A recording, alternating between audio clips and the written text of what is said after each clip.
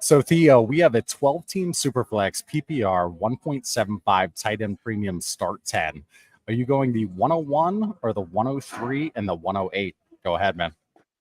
I think I'm going with the 103 and the 108. As much as the 101 is sort of a locked-in value, 103, I know that my league mates are going to have to make a decision. Caleb Williams is going to go one almost every single Superflex league right now, I think.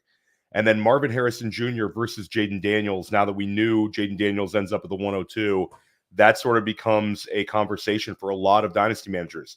So I force somebody to make a decision. I still get a super elite tier player at the 103. Potentially, it's a quarterback for quarterback, but if not, it's Marvin Harrison Jr. I can easily flip him for about, what do we think, Clay, about 16 starting quarterbacks I could flip Marvin Harrison Jr. for right now. Yeah. And then the 108 is the big wild card here, because 108 gives me access to potentially a quarterback who slides down that people don't want a part of. It gives me, in 1.75 tight end premium, you got to think that Brock Bowers is gone. But if the league gets scared of the landing spot, maybe he slides a little bit. I doubt it. But it's probably 108 is going to end up being an Adunze, or I could reach and take a Bo Nix if I had to. I wouldn't like to. But J.J. McCarthy, Drake May, Brock Bowers, there's a bunch of these guys in the top 8 that just have really, really solid value, especially with the draft capital and landing spots. So give me the package. That's a good point, and you referenced the players that could be on the board at 108. But the beauty here is you're getting two pieces, you're getting the leverage, so you don't necessarily have to have that 108 and make that pick on the clock. Maybe you have a 203 in your hand as well, and you can move up to the 106 and take Bowers if you're pro Bowers in a 1.75. So yeah, good stuff there. And chat, keep us Theo will keep an eye on it too, but let me know if my audio is brutal and I'll go outside. I wanted to be mobile today. I've been stuck in a cave like everybody else doing these draft streams, eating IPAs and Jameson for 3 days. So I wanted to get out of the house. So let's go to this one right here. Thank you very much for all the hammers that we received. That's what we're going to be going over today. So this is a shallow one, Theo. It is a 10-team Superflex start 9. Quarterbacks are Allen, T-Law, Deshaun, and Minshew. It's a good-looking room. Bijan, Najee, Pollard, Ford at running back. Then we have Chase, Wilson, London, Rashee Rice, Ridley at wide receiver. Finish it out, we have Andrews and McBride at tight end. And again, tight end premium was not listed. Pick-wise, we have the 105, the 307, and then no 25 or 26 first. Theo traded for the 105, gave my 26 first, the 205, and 207. Oh, here's the 202 real quick. That is the cheapest 105 ever. Traded for Rashee Rice and Najee Harris and gave DK. All right, let's start with this first one, man. Again, shallow, 10-team Superflex start 9. Gave the 26 first, 205 and 207, got the 105. Come on now. Shallow format? Yeah, it's a little bit interesting because in the shallow format, I'm going to have a little more value out of those 205s and 207s. I could make a case both ways because they're set at quarterback. Maybe the 105 ends up being like a Malik Neighbors, and you kind of like this one. I don't know. This is one I could really go both ways on. I think you got a strong opinion though on this one, Clay. Which way are you at? Yeah, the reason being because in a 10-team Superflex start 9, what is our word? Hammer. Has everybody heard that 700,000 times by now? But yeah, ultimately in these kinds of shallow formats, the single piece or the side that has the fewer amount of assets tends to be the winner. And this is the cheapest 105 I've seen in a shallow format. Because who knows what's going to be 205, 207. If it's an ultra active league, then I could see that one side where the 26 first, if that person wants to work and they get shit done. But man, give me the 105 as a smashy poo all day. Because look at this team. It's close. Just give me the best piece in the deal in this shallow format. Go ahead, Theo. Yeah, I think when you put it in context like that, that's probably the case. And in terms of like pure dynasty value, you're talking about, one of those quarterbacks is going to definitely be there for you at the 105 if you want to go in that direction. Or, this is a place where you could consider Bowers and potentially Malik Neighbors in that format falls, just because people are chasing that elite quarterback so much that I think that the Drake May, could potentially settle in at the 104 and you get Malik Neighbors. So when you put it in the context like that, I think you're right. But again, like you said, having those 2 2s in my pocket, I might be able to level those up. And that 2026 first, the 2026 class right now seems to have a lack of juice in terms of like the quarterback enthusiasm. Like if we were doing this a year ago, we would have said, Caleb Williams and Drake May and Marvin Harrison Jr. We had those known commodities. But I think as we learn more about this class, I think that people are gonna have a little more enthusiasm about it.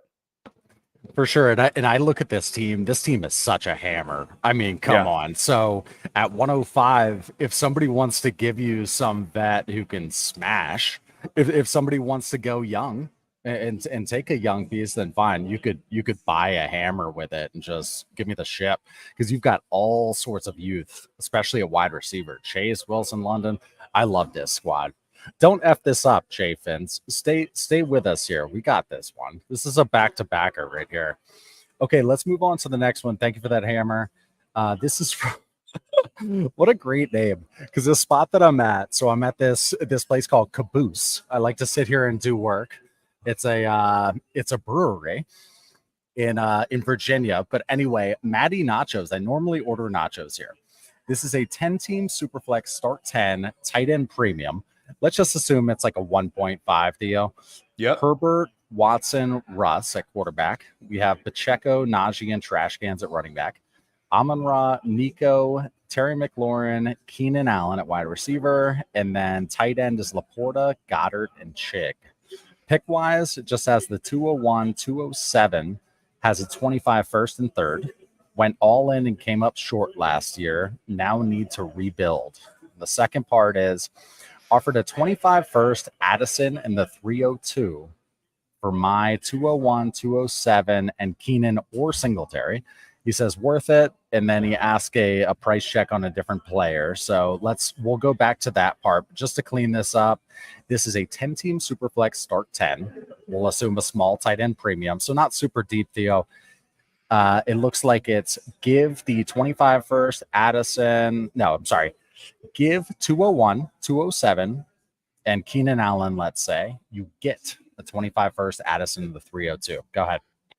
I'm smashing the 2025 first Addison and the 302 for this trade. Keenan Allen and Devin Singletary, like I love Keenan Allen, and I think he could have a solid year, but we have to expect like the top 8 production to come down now that he's next to DJ Moore and Rome Odunze. And like, the situation a little bit is kind of like the CeeDee Lamb gets drafted in 2020, where the market's like, oh no, Amari Cooper and Michael Gallup. Now, certainly Keenan Allen's a lot better target earner than Michael Gallup, but there were people treating Michael Gallup like he was a wide receiver 2 back then. And Amari Cooper was sort of always that fringe wide receiver 1 land guy. So it's kind of like that with Odunze, where I am fairly confident that a year from now, Rome Odunze is going to be the one that we're not only ahead of in Dynasty, like we probably are at this point, but he's going to be the highest drafted of those 3 guys in redraft maybe a year from now. You don't take him in the top 10 to not use them. So for me, it's moving on from those guys and those 2 second rounders. I get back a wide receiver that we were taking in the first round of rookie drafts last year and produced, and now has clarity at the quarterback position, as well as an asset that I can easily trade a first round pick. So for me, it's a smash. It'd be a great way to start your rebuild. And then till Sam Laporta, there's an argument to cashing out for Laporta, but I think that having long-term Laporta kind of supports any sort of build you want. If you want to rebuild, you have him in your back pocket. He's not going to lose value. Even if he's tight end 5 this year, if he has a tight end 1 overall as a rookie season in his back pocket, we've seen how valuable Kyle Pitts has remained as a dynasty asset with simply that 1 year. And Kyle Pitts' year was not even close to Sam Laporta. So Laporta is about as Teflon as it gets in terms of tight end assets. So I wouldn't want to just sell him just to sell him. I think that that's the kind of guy you just sit on and you wait it out. He's like a quarterback in a rebuild, not necessarily the piece you want to move. No, that's That's very sharp. I totally agree. And in a shallow format like this, you need to have some. Yeah, you need to have hammers. You need to have differentiators, some crooked number guys. So I am not selling him lightly. And this part And I'll say is it the worth only trading to get into the first round this year? Go ahead, Theo. I'll say the only thing about his roster that was interesting is sort of the only point, and we're seeing a lot of rosters like this, aren't we, Clay, where you're seeing a Amon-Ra St. Brown, Sam Laporta, or Amon-Ra St. Brown, Jahmyr Gibbs, Sam Laporta, Jahmyr Gibbs. I have a ton of, it's a nice flex, but I have a ton of Gibbs Laporta rosters. And you always worry in the back of your head that one guy sort of separates from the pack dynasty value wise. But if we're looking at early startup values, they're all valued extremely highly. They all produced last year, and the Lions didn't draft anybody that's going to be a challenge to any of those guys. So that would be the only argument is, do I want to split my Detroit Lions? Maybe not have as much eggs in one basket, but I don't think it's a problem with it for this roster. Sure. And one last thing I'll say on this, Matty Nachos, is I love the idea of getting the 25 first with the Addison deal, because you said you do have a 25 first already, but looking at your team, I would love to have one more. I really would. Just looking at, for whatever reason, I love the insulation of that. Hopefully it's a liquid active market. All right, good shit there, Theo. Tell me, we don't do intros, we don't do many in the way of pleasantries, but tell me about your weekend. This was a massive weekend for everybody. We're all exhausted. But go ahead, Theo. So you guys were streaming with the Destination Debbie guys, and you guys did a great job. We also did our stream.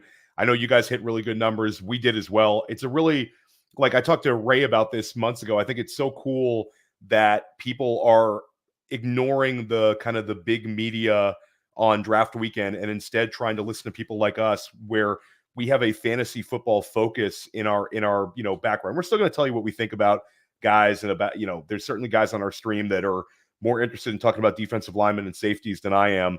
And certainly, like, there's some interior lineman lovers on every stream. But when it comes down to it, what a better way to become better at fantasy than watching people who talk fantasy all year long. We were reacting to picks from a fantasy context, and it was great to see. So I think every year more and more people are leaving sort of the old school, like ESPN, NFL Network coverage, and coming over to places like Player Profiler, places like Destination Debbie, Dynasty Trades and 5 combo. And I thought that was very, very cool to see this weekend. So like you, I'm very tired. I got back yesterday. We did these post-draft shows, and I was sort of producing what we were doing completely. So I was setting up the shows, I was organizing everybody, and I'm on as well. And then we did a top 10 takeaways, which is a podcast Matt does. But I did a podcast with Andrew Cooper from Fantasy Alarm and Matt, like, early on day 2. And then we're doing the post-draft shows. And then when you're around a lot of people you don't see, you have a good time. So I got to say, this was a very tiring weekend, but it's the best. NFL draft weekend for Dynasty, it's like Christmas. It does not get better than the NFL draft. It's like we have this 4-month ramp up where we're studying these rookies and studying these values, and then we get this massive data thrown at us in like a 3-day period, and then we're all drafting our rookie drafts. Like, some people are drafting rookie drafts today. I have most of mine on Saturday. So you're still, like, sorting through. Like, I'm still doing my final rookie rankings, and I get to like a certain 16, 17, and I'm like, oh, now I have to think a little bit. So it's the best. NFL draft is the best. It's totally the best, and I love how you said that people are moving towards watching, networks like Player Profile, Destination Debbie, Trades in 5, and how you also mentioned that some of the folks on your stream were more X's and O's types. I thought that was extremely valuable with ours as well. You have Ray and Jay Rich, who really know their X's and O's, but then you kind of cross-reference that with Dynasty Talk and stuff like that. I try to stay in my own lane, but I agree, man. I love it because we're also more relatable as fantasy football players, especially if we're in the trenches. We're not just talking shit, and it's fantasy focused. So I don't know. I'm sure we all had a good time, to say the least. Yeah, for sure. A great draft. Just a great draft for us. And also, it was a fun one, wasn't it? Even Saturday? 14 straight picks in the first round were offensive side of the ball picks. I felt like it was like it was like the Walter White calling up on the phone on Breaking Bad saying we won or I won. It's like we don't. And as much as we enjoy watching stars on defense, this is what drives fantasy football is the offensive players. And then we started out round 2, like you said, with Keon Coleman and Ladd McConkey landing in like perfect spots. So you're right, an absolute huge slam dunk win for fantasy and an entertaining draft. No doubt. Okay, let's move on to the next one. And shout out to the 505 eyeballs in here who are joining, and shout out to those who gave us the hammers that we're going over tonight. So what this is, you can see at the bottom of the screen. Want to get your trade answered live? buymeacoffee.com/trades-in-5. I will say a couple things.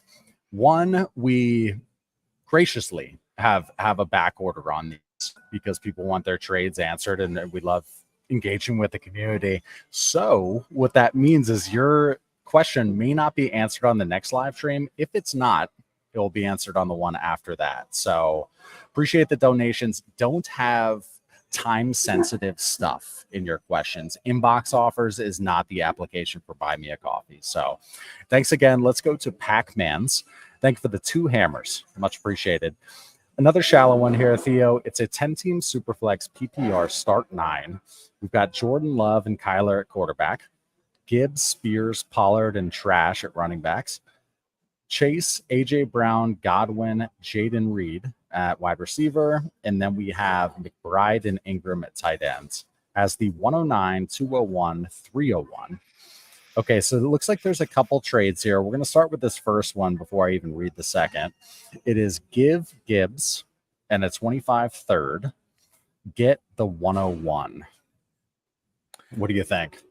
I mean, team context, if this was like a team context, we had to make a decision for simply this season, then you could make an argument to just holding on to Gibbs because his wide receiver room is fairly strong at the top with Jamar Chase and AJ Brown. And then he has enough of like guys like Chris Godwin, Jaden Reed that are okay.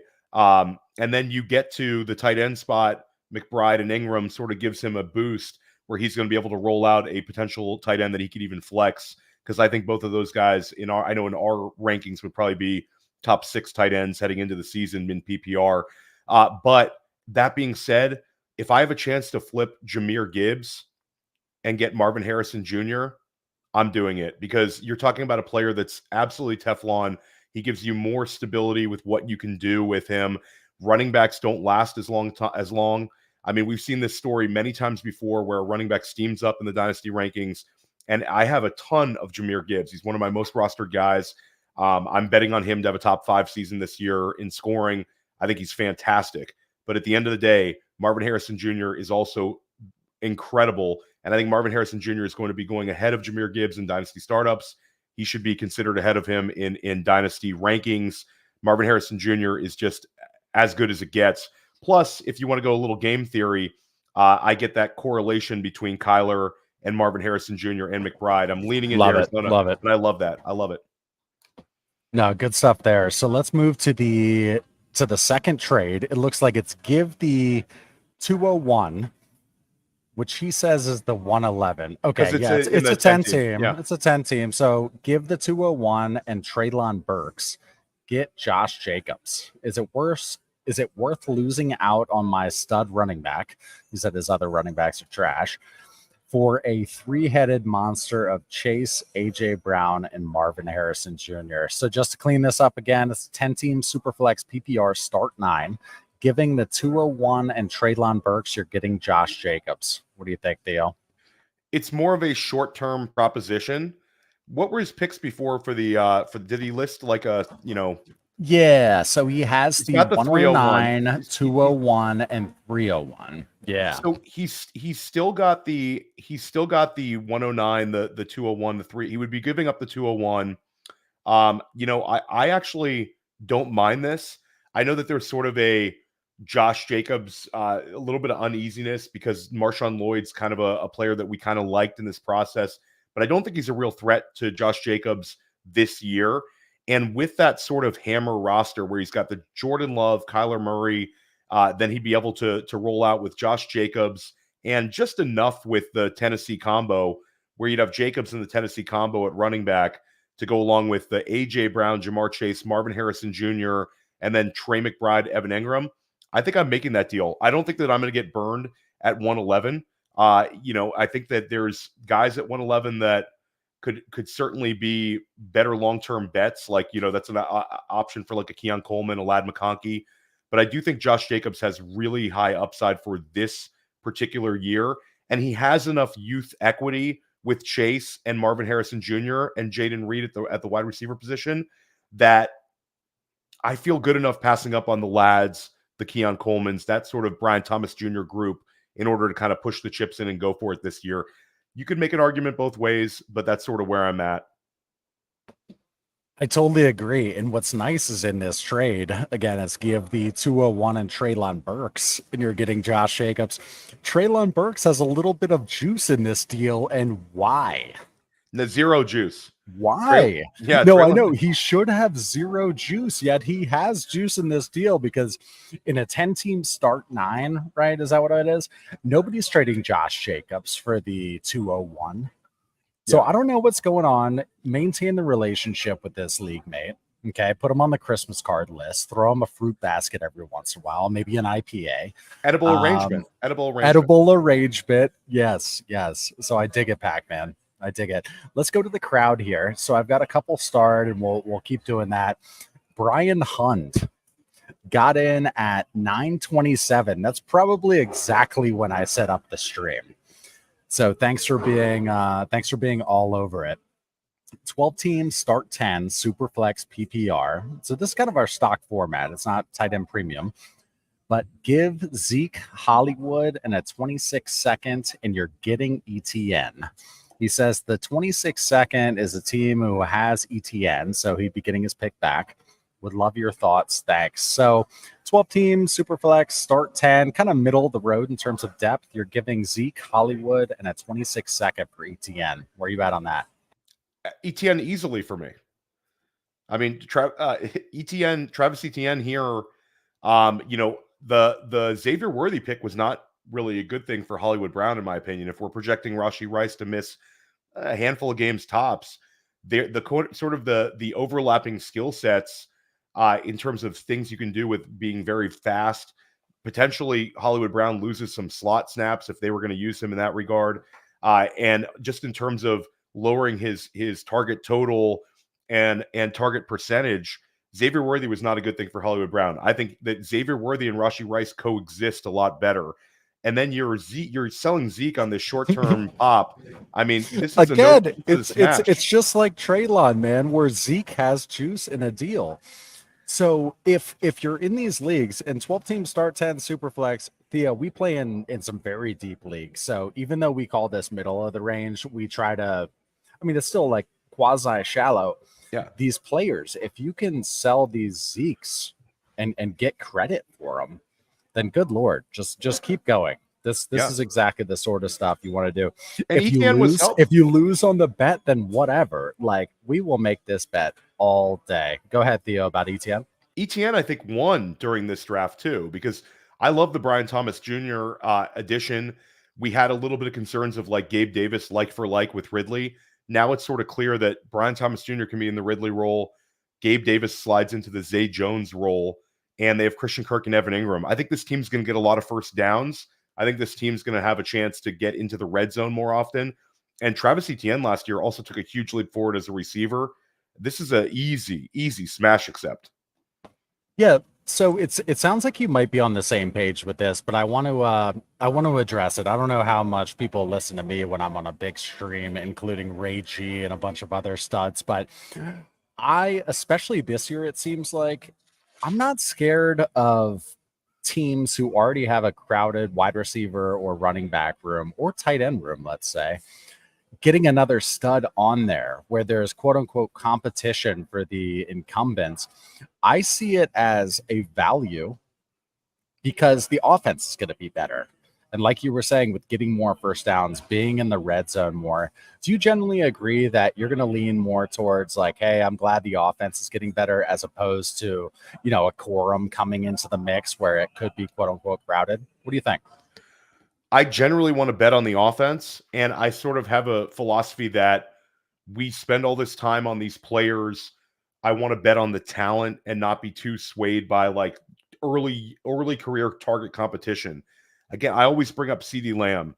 It took CeeDee Lamb over the second half of his rookie season was the top scoring Cowboys wide receiver. So the crowdedness kind of hurt him early in the year in terms of impactful games.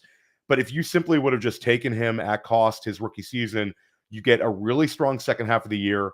Then year two, he takes a big step forward. And then we've all seen the kind of the player that he's become. So I love betting on the talent of these players, and I'm not going to be scared off on early season target competition. It's sort of a perfect storm for us, Clay, because a lot of people are scared about the Jackson Smith and Jigba situation happening to them with several of these players.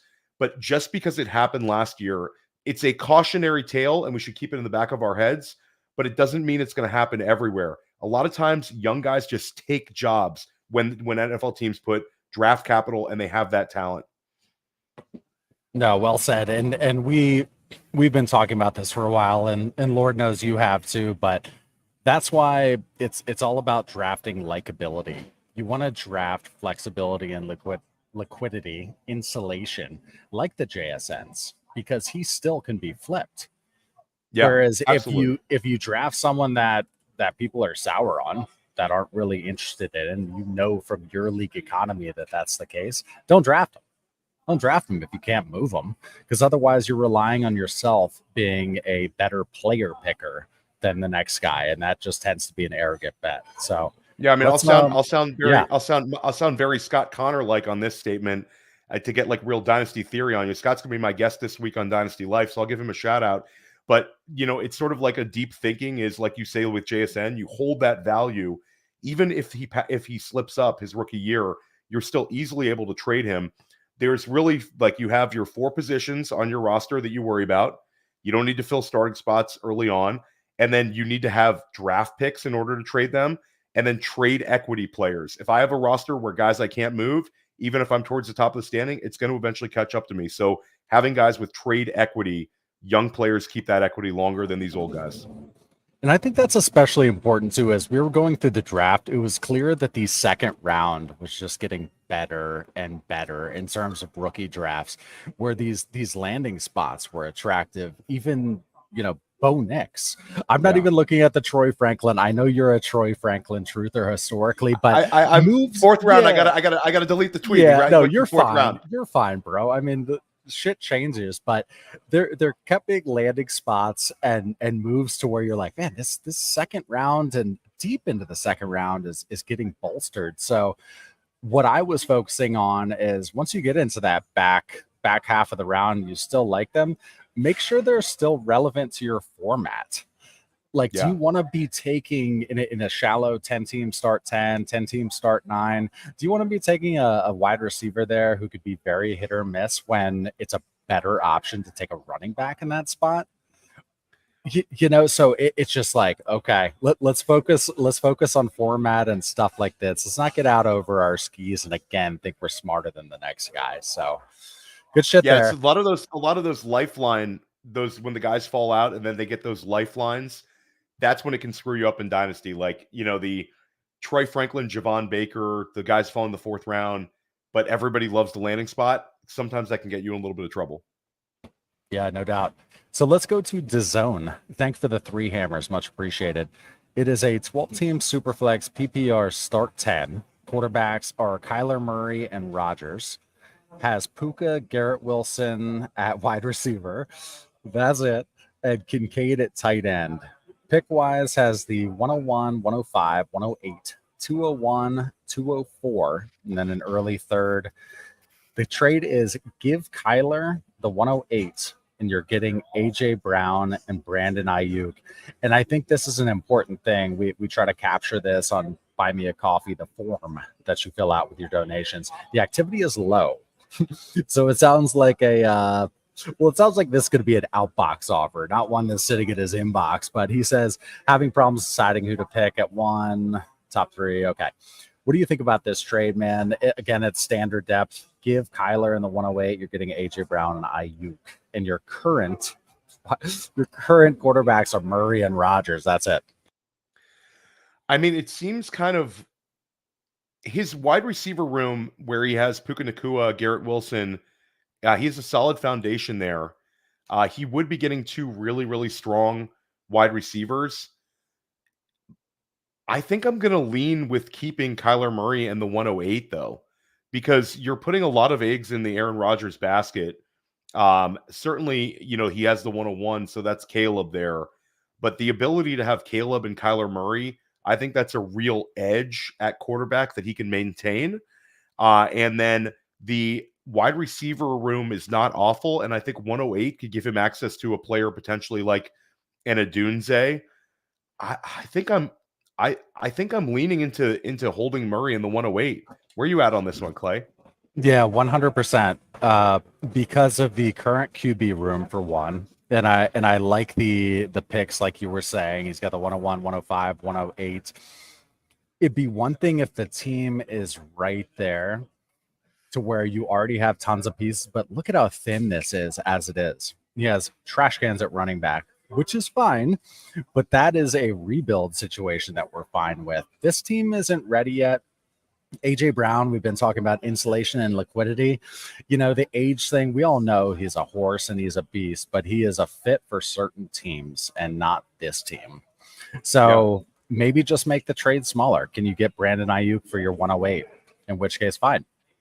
Yeah, I think But it'll be fine. again, do you even want to do that with this team? I want to get 2 for 1, even if it's depth, warm body running back or backup quarterback, in fact, being thrown in on a deal. So keep Kyler. Don't do it. Don't do it, DAZN. Okay, let's go to the crowd. We had another early one, I believe, from Paul Davenport. He's one of our OGs. This is a 12-team Superflex PPR 1.75 tight end premium start 10. And 0.75, Clay. Yeah, so what that means, though, the way we talk, our lingo is 1.75 for tight ends. Yeah. So has the 106, 107. Hoping a Dunze falls, I need wide receivers bad. If I can't trade the 107, do I take Bowers or the best QB? He says his team is quarterbacks are Stroud, Tua, and Levis. Tight ends Laporta, Kincaid, Ferguson, and Njoku, and Michael Mayer. And this is all I have starred. I don't know if there was a second part, admittedly. But what are you doing with this team? Again, 12-team Superflex start 10, tight end premium rebuild. What do you think? Bowers or best QB at 107 was the question. The one he's got enough to get by at QB2 with Tua and Levis this year. I think because of the premium here, despite him having Laporta and Kincaid, and also a couple of usable tight ends like Ferguson and Njoku, Michael Mayer, took a huge hit this weekend. That's a real tough putt right there. But I think I'm going to lean into the Brock Bowers side. I personally am absolutely into Brock Bowers still. I know a lot of people are scared off by the landing spots. Certainly there were landing spots I think would have been better. But at the end of the day, I think a year from now, if Davante Adams has one more year in Vegas, a year from now, Bowers could be the leading target in Las Vegas. And we know that those tight ends that have an opportunity to be the leading target on their team when they have talent, that's how you end up in situations like Travis Kelce, Mark Andrews, his tight end 1 season. So I think Bowers has all the talent in the world. He has the great draft capital and kind of a lack of target competition went after Davante Adams. I get the people being a little scared off on Jacoby Myers. Like, he's going to be an annoying presence for sure, but he's not the kind of guy that's going to influence my decision one way or the other. I'm leaning Brock Bowers right there with the 1.75 tight end premium. Yeah, I think if you had to make the pick, for sure. But you have so many tight ends, even though it's a 1.75, you're holding a lot of value there. I like the room fine in terms of Stroud, Tua, and Levis. So the aspect where it's, should I take the best available QB at 107? I'm not worried about QB in this draft. If I like a spot and I want to trade up to get a QB or trade back to get one, fine. But that's not my focus with this team. He says he needs wide receivers bad, so every move that I'm making is dedicated to that. And man, this is one of those teams. Laporta can be on the block because look at how much depth. Who cares if Michael Mayer is striked out? And yeah, that was not ideal for him, right? He was a popular buy. Big time. Let me ask you this though, Theo. So just generally, my immediate gut reaction when Bowers was selected was like, oh, gross. But the fact that it seemed to make the back third of the first and, by proxy, the early second more valuable because Brock Bowers had been sharpied in there within, kind of the 105, 6, 7 range, depending on format. But then it gets gross to where, like you said, people are going to have a decision to make. So I feel like it evened it out. I feel like it made the 106 a lot closer to the 108, if that makes sense. What do you think? I think that's a great point. I think if you're holding certain picks, Bowers landing there, it's like, oh, okay, he could end up being here.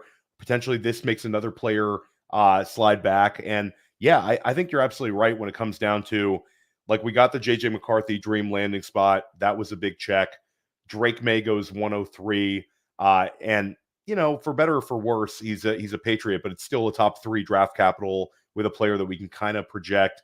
And then, like you said, the Bo Nix selection at 12 with a guaranteed starting position in a position that, there's only so many of them, certainly makes that the late first round picks a lot more valuable. And then, like we talked about before, absolute nuts landing spots for a bunch of wide receivers that maybe we liked, but we weren't like, oh my gosh, I need to get a bunch of 110s in my portfolio. Now those picks are definitely worth a lot more than they were before the NFL draft, without a doubt. Where was your head at? And it seems like some people were kind of resigned to the fact that Neighbors might go to the Giants. Where's your head at in terms of that landing spot? I'm not going to lead the witness. I'm fine with this one. I think that we get so caught up in the dream landing spot where this is a Justin Herbert or Kyler Murray, those guys with Malik Neighbors. Oh my God, let's lose our minds. But at the end of the day, he gets drafted 6th overall. This is the highest that the Giants have ever drafted a wide receiver in the history of the franchise. And the last time that we saw Brian Dable go get a top-notch wide receiver, it was Stephon Diggs coming over to Buffalo. Now, it's a difference between Josh Allen and Daniel Jones, 100%. But I think at the end of the day, the Giants' entire offense is going to be built around Malik Neighbors. He's going to be their featured weapon. I think that he could lead all rookie wide receivers in targets this year. I think that he's got 155 target potential with this landing spot. There's self-preservation with these NFL head coaches. And when you look at the talent that's on the Giants roster right now, Devin Singletary, a bunch of question marks at tight end right now, potentially Theo Johnson, best first name in football, but Theo Johnson as your starting tight end, and then a bunch of wide receivers who haven't done a thing. Daniel Jones is limited, but the scheme with Malik Neighbors, 155 targets. And then next year he could get a quarterback upgrade. There's so many things can happen where New York could go for it. So New York, they tried to trade up to get Drake May. They tried offering 106 and next year's first. Patriots turned it down. They end up taking the best player, and they took Malik Neighbors ahead of JJ McCarthy. To me, that says that this is a guy that we're going to build our entire team around on offense. Totally agree. And we've been talking about value insulation and all. He has a pass if he even needs one for this year, but the dude is a monster, and he's gonna be fed. He's going to be fed. Otherwise, Daniel Jones or whatever quarterback is back there isn't going to be throwing the ball. I hope they're smart enough to just feed the beast. And I've seen it too. I'm in some rookie drafts right now. Neighbors isn't falling at all. In fact, I've seen people trade up to get him. So it seems like the narrative and the thought in the community is that they're fine with the target volume and the insulation there. So good stuff there, Theo. Appreciate it. You know process and players, so it's always valuable to have you on here. Let's go to Sean Patrick. Thank you so much for the 4 hammers. Much appreciated. So this is a shallow 10-team Superflex PPR start 9. We have T-Law, Levis, and Love at quarterback. Gibbs, Achane, and NERB on a 53. Wide receivers are London, Puka, Waddle, Downs. Also has Jacoby Myers. Can't leave him out. Kincaid and Joku at tight end. Says he just traded his 25 first and second and Baker for Love. So a shallow 10 team super flex gave 25 first and second and Baker for Love. Thank you. I'm okay with it. I think that you've certainly tiered up from Baker Mayfield. Baker Mayfield finishes as a QB1 last year, but I would not really bet on him ever improving. Jordan Love gives you like a top 5 top 5 quarterback production in his first year as starter, and he was doing it with a bunch of young guys. I think, and Jordan Love also has the a little bit higher rushing upside. Like Jordan Love to me is a much better value. Now, will those 2 picks in 2025 come back to haunt me? Maybe they will, but at the end of the day, Jordan Love is a young quarterback with a lot of upside. I think I'm going to take the Jordan Love over the package here, and to go in with Trevor Lawrence and Jordan Love sort of gives me those 2 quarterback ones. Like wherever you think of Trevor Lawrence, he's still an insulated top 15 quarterback, whereas Baker seems like a more of a short-term bet for my team. I'm going to take Jordan Love here, and I like how his roster is coming together. Especially with Drake London, Puka, Jalen Waddle, and then he's got Kincaid and Joku at tight end. So he's stable at quarterback. Will Levis is a QB3. You got to feel pretty good about that going into this year. So I think that tiering up to Love was a fine move.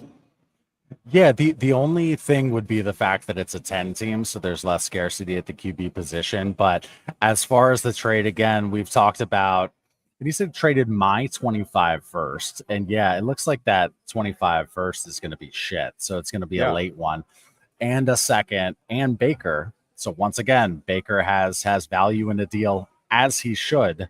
But I mean, how many people are knocking on your door for Baker Mayfield? Yeah, that's right. So you kind of have to take advantage when folks are. So yeah, good with it. Okay. Trying to think anything else. Sean Patrick gave us 4 hammers here. What do you think about Levis? What do you think about Levis? I've got my thoughts, but again, not leading the witness. Go ahead. Well, I got in an argument with Cody Carpentier this weekend, who's like the big in probably the community. Will Levis was kind of his guy last draft, and when Will Levis came out and had that extreme game to start out where he threw like 4 touchdown passes, it was like a great day for Cody. And I think now I have sort of mixed feelings here. Like I think Will Levis, they're doing everything they can to kind of build and give Will Levis the opportunity to succeed. He didn't really have too many impactful fantasy performances last year. We would have liked to have seen a little bit more, but the offense was struggling and it was a lot of Derrick Henry. Now they go out and they get Calvin Ridley, they get Tony Pollard. They paid an excessive amount of money to get Calvin Ridley, who was a top 20 wide receiver last year. Whatever you think of Calvin Ridley, he still did put up those numbers, even though he was a little bit of a disappointment in redraft. And Tony Pollard gets 50-plus catches last year as well, finishes inside of the top 18 running backs as well. Then this draft, they go out and they draft J.C. Latham, an offensive tackle who's a really, really strong prospect. So I sort of like what they're doing for Will Levis stylistically. And DeAndre Hopkins is still very much on the roster here. So they also had an opportunity to kind of re-roll it, so to speak, and draft J.J. McCarthy at 7, or make a short move up and try to get into those top 3. They didn't do that. So I think Callahan, Callahan, he has a reputation as a coach who passes a lot, whether that was by the design of Cincinnati or not. I think that's why Tennessee hired him. They want to really go for it. After the Vrabel and Derrick Henry era, I think they're embracing the pass. So I think Will Levis is going to have a ton of passing volume this year. He's got a big arm. He's got much better weapons than he did last year. I'm not sure he's going to take that next step, Clay. And I think some people are kind of betting on it at this point. I just think what's nice is if you're active and disciplined, Will Levis is one of those wild card players. Like you said, with the 4 touchdowns, he's a live asset. So again, those are the types I want. And I saw Kevin S in the chat saying, wait, where is it? Clay seeking out Levis opinions every chance he gets. Yeah, that is very true because I tried to do in a startup the Process Over Players Listener League startup. So you can get into listener leagues at patreon.com/allcast. But I tried to do and failed maybe a wide receiver start. So I forget exactly the spots I was in, but I took CD and then Amon-Ra St. Brown. I normally go QB 75% of the time. My first two picks are QB, but I was like, I'm going to kind of mess around here. And Justin Fields, before like the doesn't have a job thing, I took him as a quarterback, and then Will Levis, and then I probably have a trash can or two. So I am praying for some Will Levis. I just like how he's a live asset. So let's move to. Wait, did I answer? Oh shit. Sean Patrick had two more parts here. So this is a 10-team Superflex start 9 PPR again. He said he was getting, this was the Baker trade. So again, the 25 first, second Baker for Love. I was getting trash talked for this trade and bet $500, 2.5 times the buy-in with another player for best record this year. A lot of the league thinks he's the worst team. I love the activity. When I see alpha shit like this, it's like, okay. He says the best part is I hold his 25 first. With the 101 this year, I think Marvin Harrison Jr. has the most impact. Thoughts? Go ahead, Theo. What were you going to say about the buy-in move? The greatest flexes you can do this time of year with trash talkers is bet the money like you did. Entry fee, that's a great one. When you get the 2.5x the entry fee, it's even better. And then just offer to, you already have the first, but there's no greater flex these days than the swap first flex. It can break the spirits of many of your dynasty league mates. But I love that flex as well. And Marvin Harrison Jr. I mean, if you had to put a handful of players together right now, and I had to list the 10 players that could finish as wide receiver 1 overall this year, Marvin Harrison Jr. makes that list. He lands in Arizona. There's an offense we believe in, and there's the wide receiver target competition is nothing for a player of this magnitude. I think Marvin Harrison Jr. is going to absolutely smash. I cannot wait to see it.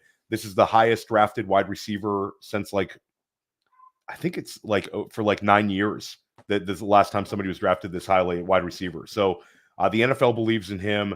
The Cardinals believe in him. And I think this offense is trending upwards. So I'm all about Marvin Harrison Jr. I think he's going to absolutely smash.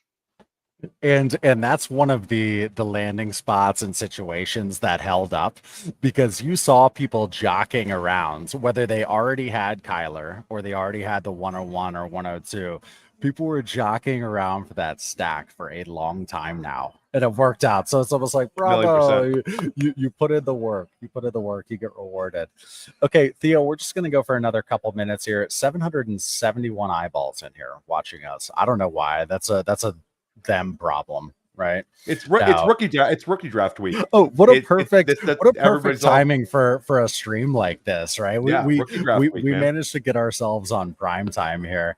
So let's go to Paulie D, not the DJ, with the hammer. Thank you very much. This is a best ball one. So it's a 14-team Superflex best ball. PPR, 5 point per passing touchdown. There is a tight end premium, and it's start 11. So 14 team start 11 Superflex. Activity levels high, so that makes it extra fun. Quarterbacks are Herbert, Watson, and any QB. He has no running backs. Flowers, Treylon Burks, and trash cans at wide receiver. Ingram and Joku. Pick wise, it does have the 102, 103, 202, 211, and 212. He says moves to make with this team. 101 is going Caleb. Should he stick and pick Marvin Harrison Jr. and Neighbors? What are you doing with this? Okay, there's an inbox offer though. Let's address this one first. So again, deep best ball. 14 team Superflex start 11. Give the 102, get Waddle, and a 25 first projected early mid. I'm gonna go with keeping that 102 for that one. I think that I like the idea of getting Waddle in that mid 2025 first, but I think that the asset you're going to get at the 102, which would be Marvin Harrison Jr. in this league, is just simply worth more. Marvin Harrison Jr. is worth a lot more than Waddle. I sold one Waddle share in a FFPC format, single QB league, and I think I got like the 9 and 10. And I think that was the most I've seen him go for this offseason. Waddle right now, like I have Waddle bags in Dynasty, and I wish that there was a little bit more of a bull case. But as long as Tyreek Hill is there, it just sort of limits his ceiling.